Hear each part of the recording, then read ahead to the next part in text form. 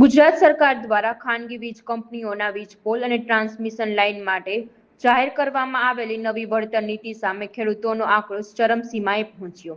આ નીતિને અન્યાયી ગણાવી ખેડૂતોએ આજે આંદોલન પાર્ટ 3 ના ભાગરૂપે મોરબીમાં ઉગ્ર વિરોધ પ્રદર્શન કર્યું. આજે સવારે મોરબીના મહેન્દ્રનગર ચોકડી ખાતે મોટી સંખ્યામાં ખેડૂતો એકત્રિત થયા હતા.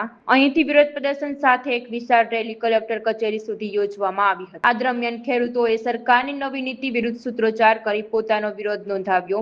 ખેડૂતોએ વિવિધ ગ્રામ પંચાયતોના લેટર પેડ સાથે કલેક્ટરને આવેદનપત્ર સુપરત કરી નવા પરિપત્રને રદ કરવાની અને તેમની માંગણીઓ મુજબ યોગ્ય વળતર આપવાની માંગ કરી. ખેડૂતોનું સ્પષ્ટ કહેવું છે કે તેમના ખેતરોમાં ખાનગી કંપનીઓના વીજ પોલ ઉભા કરવાથી ખેતીલાયક જમીનને ભારે નુકસાન થાય છે. આથી માત્ર સામાન્ય વળતર નહીં પરંતુ પાકને થતા નુકસાન અને જમીનની કિંમતને ધ્યાનમાં રાખીને તેમને યોગ્ય પૂરતું વળતર મળવું જોઈએ. આ આંદોલન મોરબીના જેતપર ગામથી શરૂ થયું હતું. ખેડૂતોએ આ પહેલા પ્રતીક ઉપવાસ અને ત્યારબાદ 19 દિવસ સુધી આમરણાંત ઉપવાસ કરીને સરકારનું ધ્યાન દોરવાનો પ્રયાસ કર્યો હતો.